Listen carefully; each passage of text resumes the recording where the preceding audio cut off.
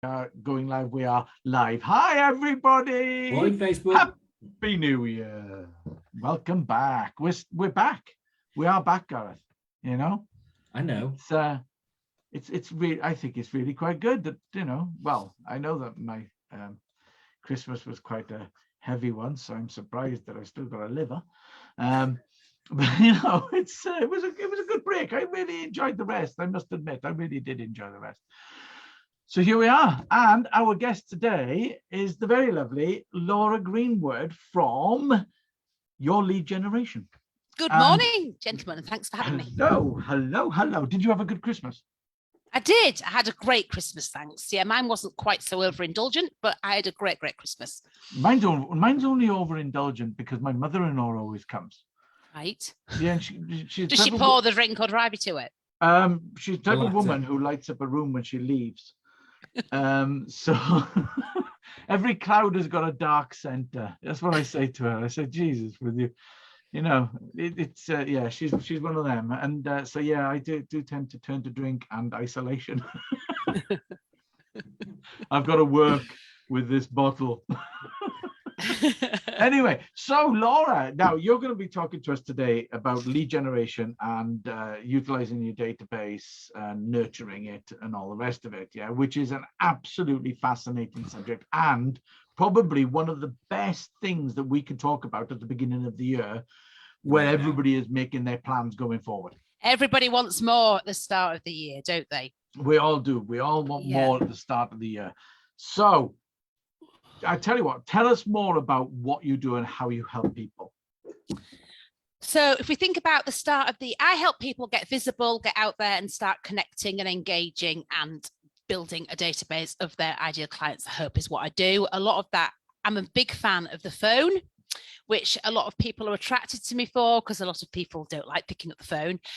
But the phone is only one of a large amount of tools that you can use to get visible, start connecting and start engaging with your market, isn't it? You know that you're in video marketing. It's just really, really important. And I don't know, I'm a bit funny. People think they just want somebody else to do it for them, but actually you've just got to get more visible, haven't you? It's got to start with visibility. That know, like, and trust is such an important part of it. And how do you do that? You do it by getting on LinkedIn and being on there and engage, not just scrolling through it, engaging with people, connecting with the people you want to connect with, engaging with them and posting content that's relevant for them. In it all, that's lead generation starts from building audience, converting it to a lead. But a huge audience on social media isn't a huge database, is it? You've got to flip it over. You've got to bring it into your database, which is what ultimately you own and is your asset. So it's a really important part of your business to grow that consistently. Lots of people could love your content but not need your service. Exactly. Exactly. Yeah. But it is about talking as well, isn't it? It's about communication at the end of the day. Yeah. I mean, a lot of people, I think, go onto LinkedIn, for example, just to talk about themselves. And sell. And sell. Yes.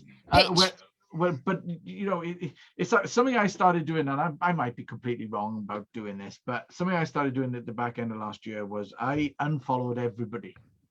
Right. And then I followed the people that I network with. Yeah. Now, when I see posts, there are less posts in my feed. Yeah. And now I can actually filter out and go, oh, I know that person. I like that article. I'll talk and I'll make a comment. Yeah. Cleaned it up for me because it was just so noisy. But so anyway, going back to what you're saying, but yeah, it's about communicating, isn't it? Yeah.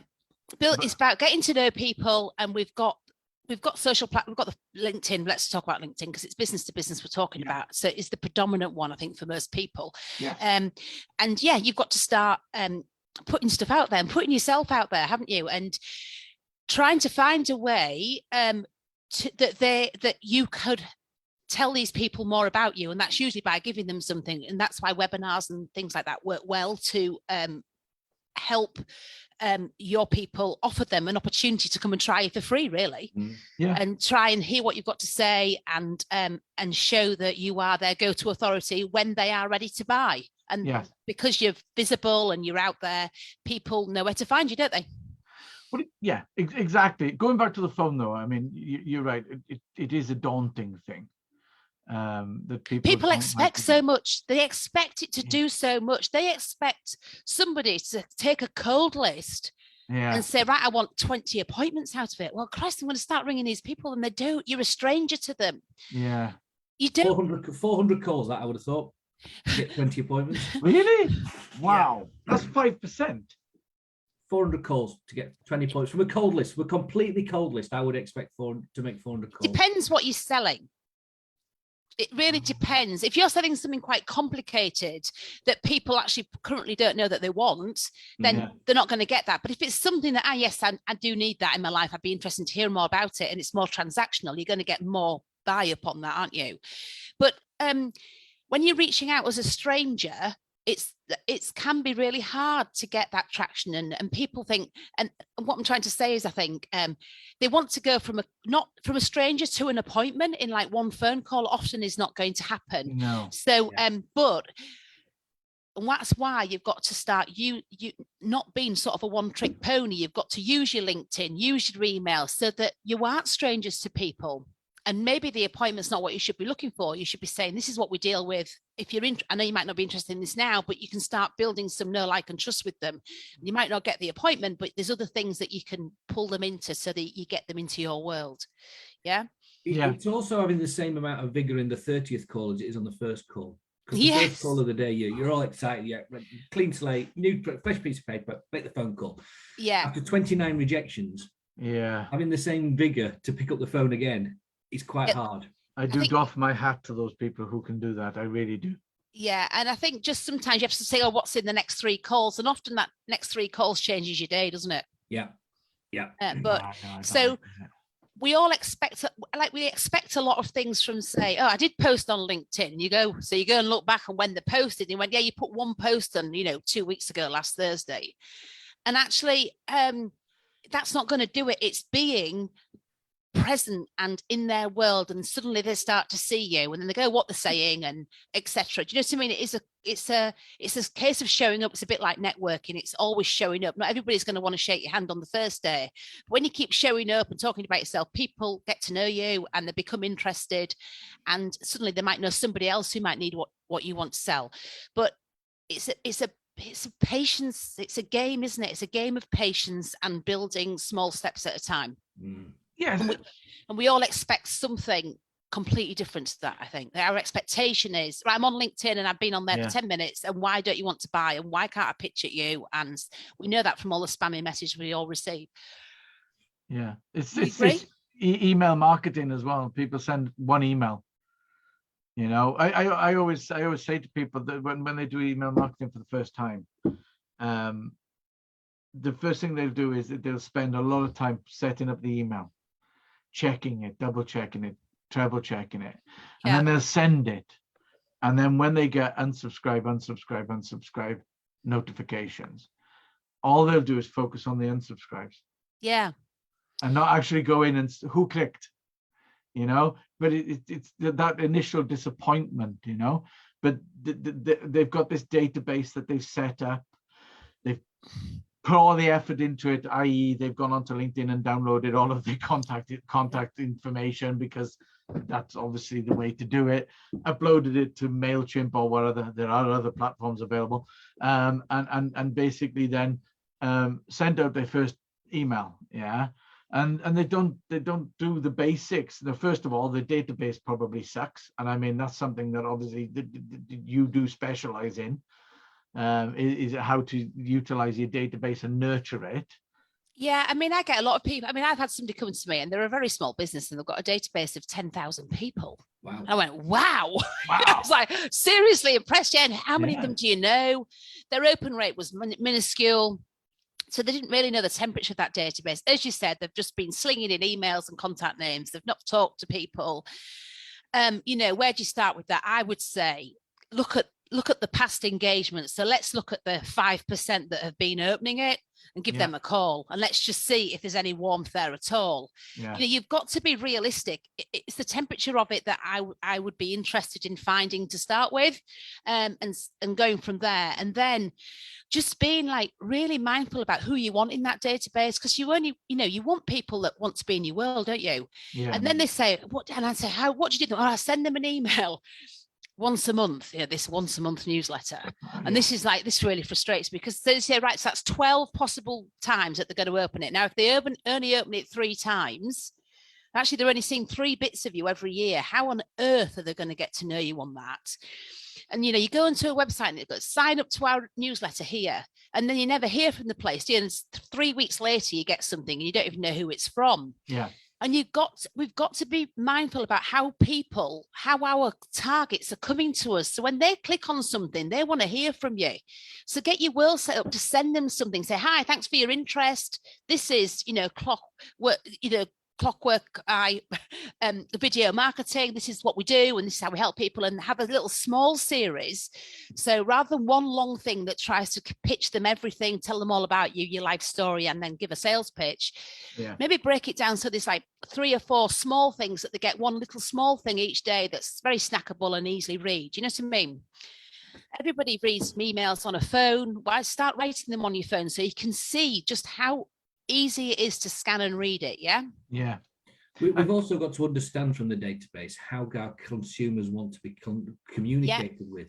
You know, some want an email, some want a WhatsApp message. You know, that it drives me mad. I hate WhatsApp personally. I don't use it, but I've got clients who want to be communicated through WhatsApp, so I've had to learn.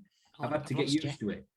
So I've had to start checking something else on my phone. Some people want a telephone call. Some people want an appointment. And you've got to know in your database what people want. Or you're communicating to them in completely the wrong way. And they're not going to engage with you. Yeah. No, can you hear us not. all right? Laura, are you okay? I can. I blipped out for a while, but I'm we had fine. a bit of a technical blip. It's okay. No, definitely. And that is for you to do that work. You know, we expect, oh, well, I'm there if they want to find me. No, stop telling them, stop making them do the work. Be there. Offer the opportunity for them to come and listen to a Q&A session on what you do, so they're not put on the spot. You know, people, I believe, will give you everything but the time. Yeah. So try and, you know, you've got to find a way that helps them. You help them in a way that suits them, haven't you? Yeah. And that is by being like omnipresent on LinkedIn, on your email, helping them, answering questions, being available to them. Yeah. But follow-up is one of the most important things as well. Going back to databases, one thing I was told a long time ago was that your database is only as good as the information you put in. Yeah. And like you just said, you've got to do the work. And it might be a box of frogs.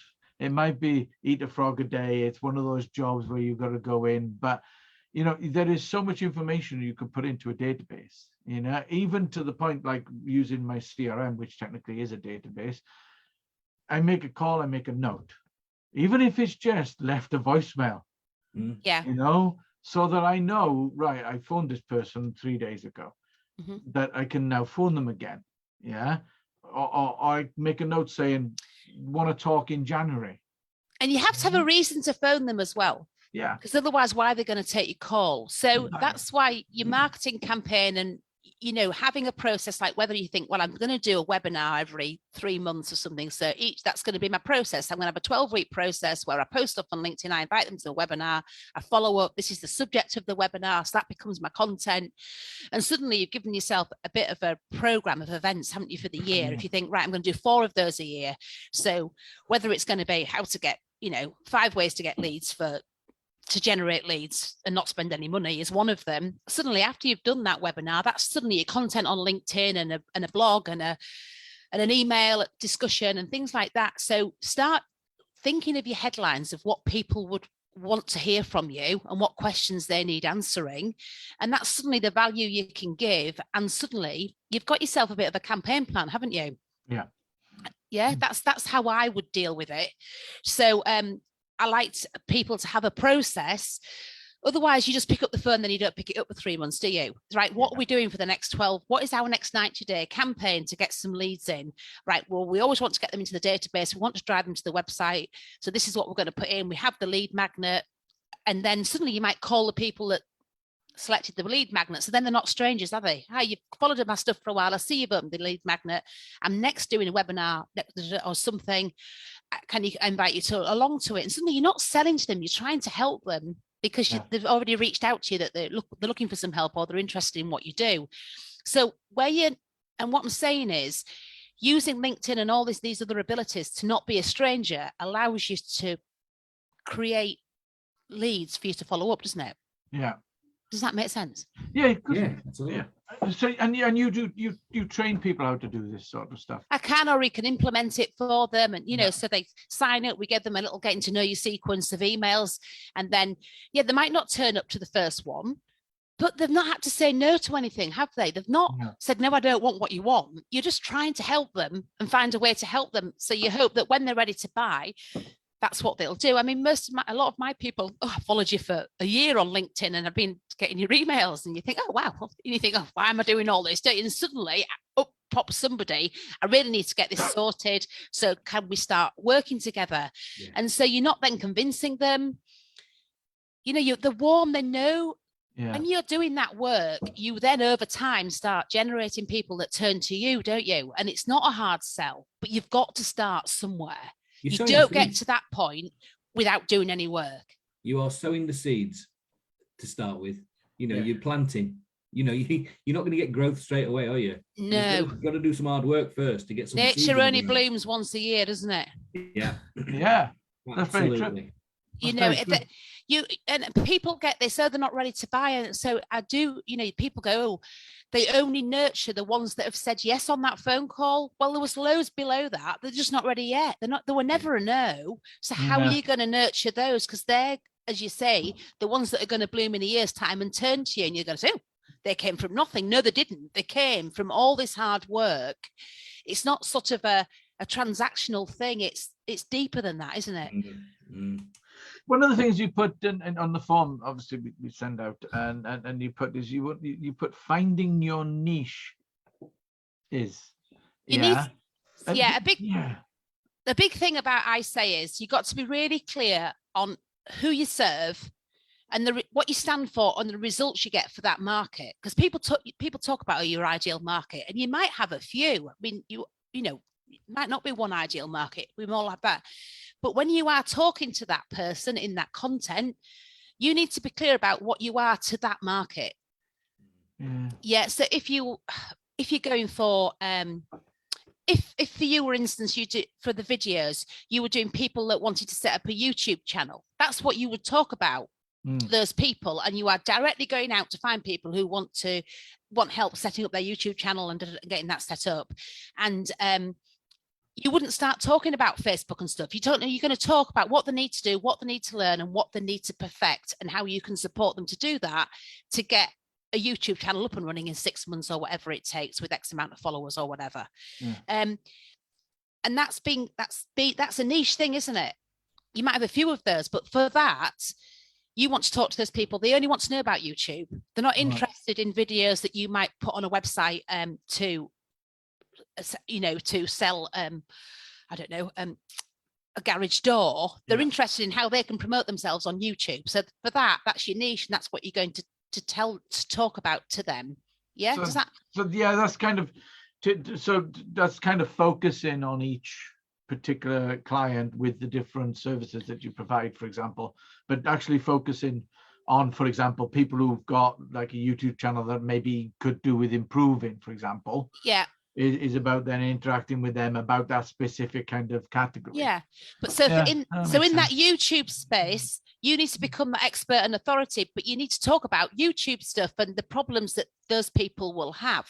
Yeah. If you're in, it's about, I learned myself, sometimes we can all be too general. We want to solve everybody's problems around a subject.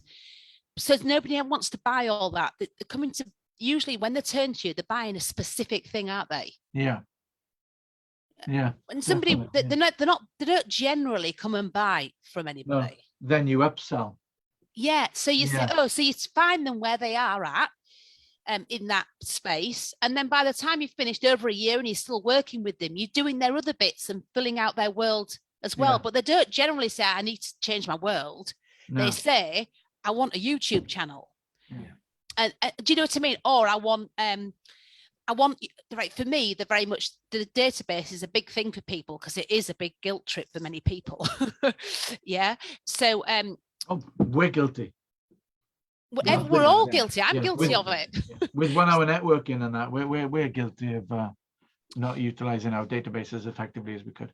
Yeah. So that's why. And that's what I mean. I think we've got to be. I think one of the things I've learned in the last 3 years is to be very focused in what it is you're offering. Yeah. And that's by listening to what they're coming to you for, isn't it? Yeah, exactly. Yeah, I suppose listening more than anything else. Now let's talk a bit about you, because on your form, I absolutely fascinated by a couple of things that you put. That you grew up in a horse racing environment. Yeah, my dad was a racehorse trainer. Was it? Wow. As was my grandfather before him. What was that like? So daughter of I am a daughter. I've never been a son. Daughter of an Irish gambler. Yeah, bit of yeah. So card playing, horse training, teetotaler. Yeah, mad. It was good fun. Wow. It's like meeting somebody from Hustle. Oh, I don't know if that's a compliment or not. The TV program, it's amazing. Card playing, gambling, horse racing. So training. 11. I spent my weekends riding out racehorses and galloping horses up the gallops and stuff. Yeah, from the age. So I started riding out. I think I was just before my 11th birthday. It was just before I went to secondary school. That's summer holiday. Yeah, wow. So I started riding out 2-year-olds at the gallops and stuff. It was great fun. I loved it. And had ponies and stuff. You didn't fancy going into the family business? We did. I did do some race riding, and I travelled the world with it. And then my dad actually went over to Bahrain and trained for the Emir. It all went a bit wrong in England for him. So he went and he had his last few years of training, and he trained as a private trainer to the Emir of Bahrain. And I'd been travelling, and I travelled around the world with it. It was fantastic. I galloped horses all the way around the world in the end. But and then I came back and I went to help him, actually. I went back to Bahrain where he was, and I was going to help him because he had like horses that had never been ridden for 5 years. So we went into the stud and everything. Anyway, they said, no, I wasn't allowed to work there. And that was the rule. That was it. The Emir said, no, I couldn't work for him or work. It would only have men in the yard and stuff, which is fair enough. That was his rules. Yeah. So I came home then and I got a proper job. Yeah. Wow. Yeah, that's amazing. And then I went into marketing. Why do people who ride horses feel the need to look in your window when they're going past your house?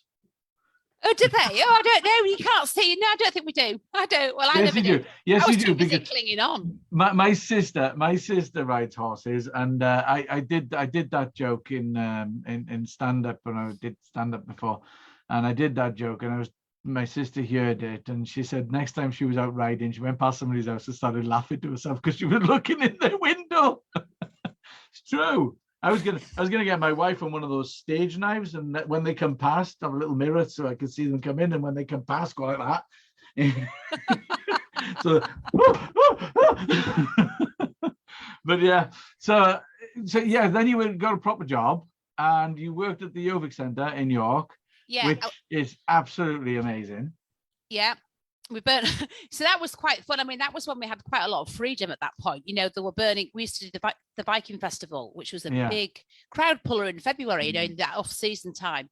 And gosh, we had modern day Vikings running around in sacks and shields and stuff, and fake having wars and stuff, which was fun. And we burnt rivers on the river and burnt boats on the river. So it was all quite exciting, really.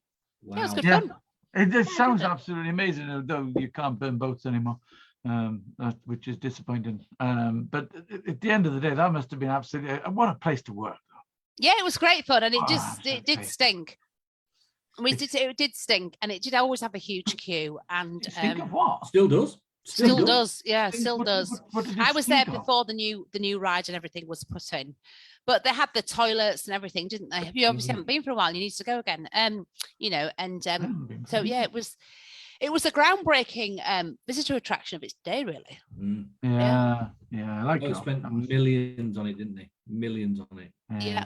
It's had millions of visitors. And then we had the Archaeological Resource Centre as well. And then they did a medieval hall, Barley Hall, which is beautiful. And that's down in the other side of York. So yeah, it was good. It was great times. Yeah, it was happy times. I like my sort of leisure and tourism work. And then we helped open another Viking centre for another council actually up in Scotland. I think that's still going strong, Vikingers. So yeah, I had a bit of a Viking roots to my world. So that was good fun. Yeah.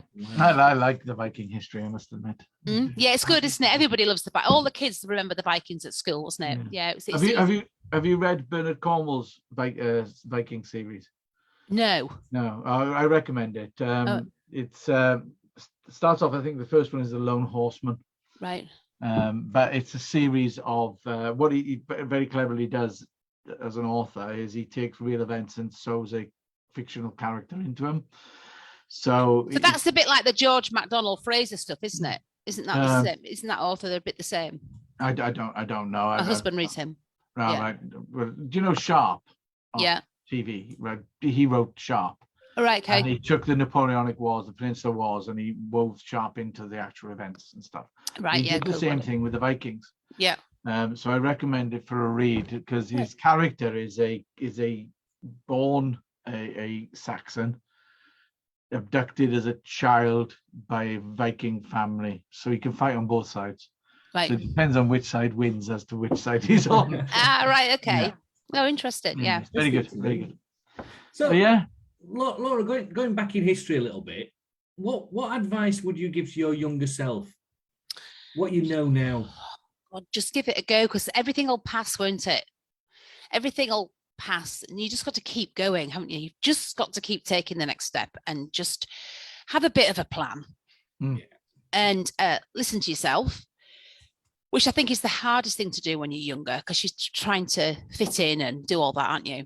And you can soon get dragged away from where you were set up from, don't you? 5 years hence or 10 years hence. So I think just give it a go, get started and sort of reach out and make the connections,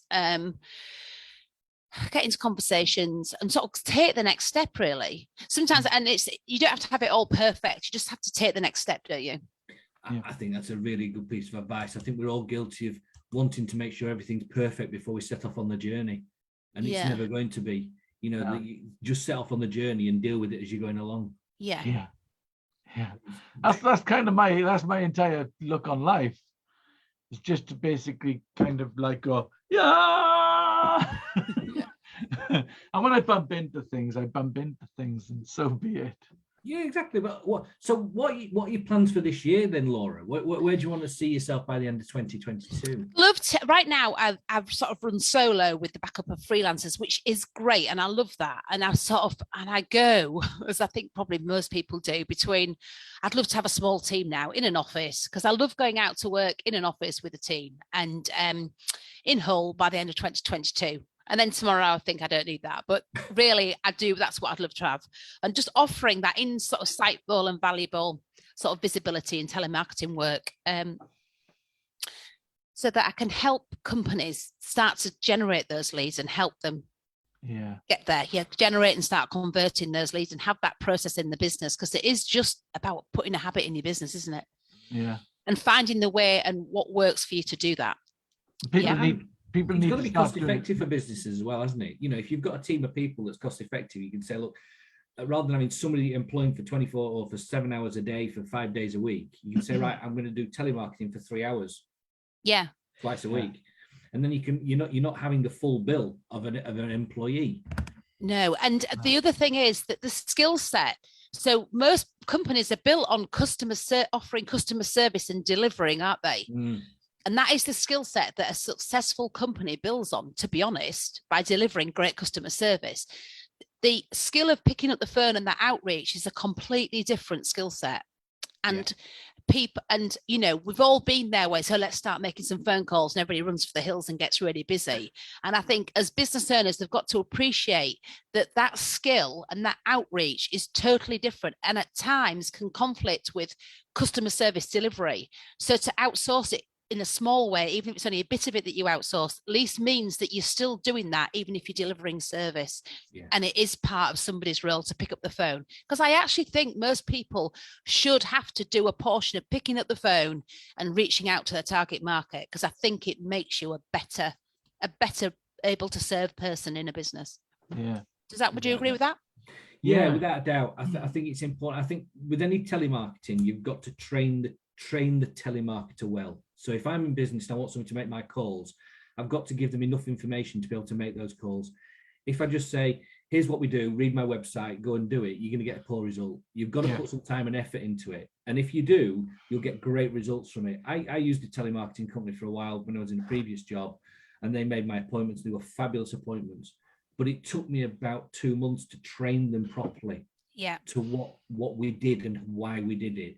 Yeah. And if you do that, you'll get some great results out of it. But don't just go into it thinking I'm just going to outsource this because I don't want to employ somebody and somebody else can do it for me, because you get nothing from it. You've got to put some effort in. Yeah, and have a bit of a world set up so when they don't quite ready for the appointment, there's something else you can do with them, like send them an email or direct them to a blog or something, or send them a little lead magnet or a little booklet or something that explains something. I think you've got to have all that bits in place, haven't you? It's not just a one-trick pony. No. I realise you're not in the market now. However, is it all right to put you on the database to provide you with our information leaflets, blogs, free text, whatever? Yeah, and we'd like to, and can I connect with you on LinkedIn or whatever social media you're on? Yeah, definitely. And start building that relationship, which is what you do if you met somebody anyway. Of course it is. There's a theme here as well, which has been repeated constantly throughout the conversation, is you have to put the effort in. Yeah, definitely. There's nobody coming to serve you. And cynical, lazy people, I mean, I come across a lot, and I bet you do too. Well, I think we all do. Right, let's have a last question. Last question. So in your line of business, which I hope you've got loads of these, do you have any favorite apps, website tools, products that you'd like to share with other businesses that might help them? Right, of course. So taking the time to set up an email marketing platform and consistently working to build that database and communicate with them, I think is the one thing I'd love to see everybody doing. And it might only be you might only start with saying, right, I'm going to put 2 leads onto it a week. You know, it's like just having a bit of a goal every week to put somebody new on that database, send out an email, whether you drive them back to your database because you've written a blog about something. I think all that stuff is good. Which database do you use? I use ActiveCampaign. I am looking at HubSpot and another CRM bit, but I use ActiveCampaign, but MailChimp, SendBlue, they're all good options, aren't they? And sometimes I know I've worked for some financial companies, and some of these platforms don't like some industries. Okay. Like finance, like I don't think ActiveCampaign is particularly good for finance orientated or lending companies. Yeah. Okay. So I think sometimes you need to speak to somebody who knows a bit more about that, just to make sure you do get set up on a platform that's friendly to what you do. Yeah. I think that's fair play. And once you commit to creating that, then create content for that database. And once you've written that email or that blog, those 800 words or whatever a week, repurpose them, put there your LinkedIn content out there, your Insta, whatever other social media you're on. Just, you don't have to think of something new every day. Just use a bit of that, repurpose it, and get on. And if you've got a bit of a theme about how you're going to bring leads in, like if you're in the service industry and you can do a webinar or some sort of orientated lead gen way like that, then use that title as your content thing, and just start that process, because once you start it's not hard to keep it going. It's just getting your head around getting it started that can be overwhelming. I remember Gareth saying to me once, never, when you've ever put anything out, never time it. So don't say here's a January offer. Right. Here's an offer.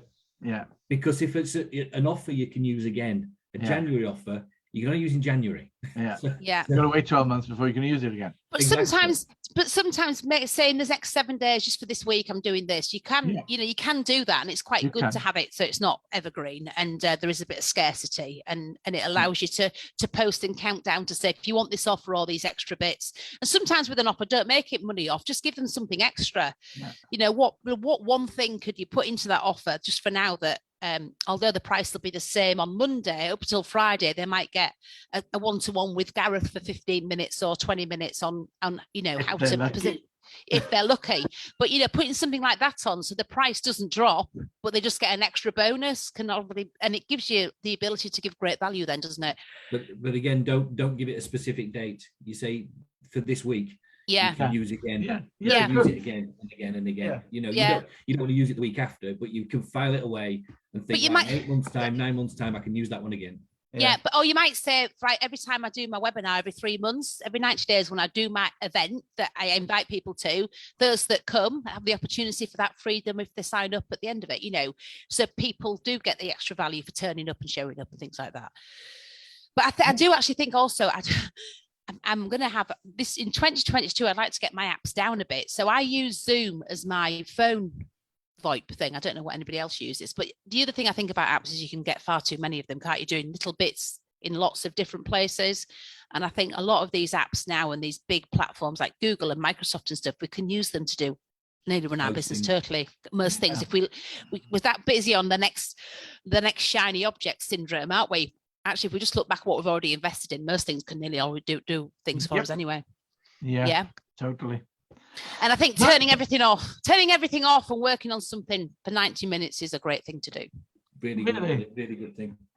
Oh, yeah. And my only other tip, can I say one more thing? You shouldn't go on your social media on your business. I'm talking about business social media without connecting, engaging, and posting. So for a month, don't go on and scroll. Go on only if you're going to post, connect, or engage with somebody. And that'll get you into a better habit too. That could be a good habit. That's a good every time you go on, at least engage in somebody else's content or post your own content. Yes, and stop scrolling. So stop consuming and just start publishing. Right. If you need to get visible and you are sat there not knowing how you're going to get leads in, trying to delegate it to everybody else, just start getting more visible. And that is a way to make sure that you do that. It doesn't cost you anything, and you'll get feedback instantly, and you'll start seeing what engagement or what connections or what posts generate the right interest from your market. And it might take you 6 months, but it's 6 months. If you don't do anything about it, you're not going to be anywhere in 6 months' time, are you? Nobody puts baby in the corner. Eh? No, that's right. Actually, just a very quick one before we finish. One of the most successful posts I ever did for 1 Hour Networking was during the networking. One of the things, a conversation that sparked up, and I went on and I posted on LinkedIn saying, we just had a really interesting conversation, which was, do you have to be drunk to eat a kebab? And it got absolutely loads of engagement. And you had people going, yes, for definite. And the people going, no, kebabs are good. It just went on for ages. But it was totally irrelevant. But I focused it around 1 Hour Networking. Yeah. And about the conversation we had and everything. And we actually got visitors off the back of that from people going, that sounds like a great group, come along. Yeah. Yeah. So anyway, we are gonna have to wrap up because we run over. But thanks for having me. We've run over because it was absolutely fascinating. So thank you very much for coming on. And you need to get out more. Onwards and upwards. And if you're watching, get started now. Yeah, because this time next year you'll wish you started today. Okay. That's the one. Yeah. and start getting on the phone. And if you got any questions, give Laura a shout. I'll put a contact info in the web address in the chat, and give Laura a shout to find out more about how she can help you actually get over these obstacles. And please come and follow me on LinkedIn because I'm always there. You can always ask me a question on there. So follow her on LinkedIn as well because she's always there. I'm always there. Yeah, I'm there every day. So thank you very much for watching. Say Thanks bye, everybody. Bye-bye. Bye. Take care. See ya. Cheers.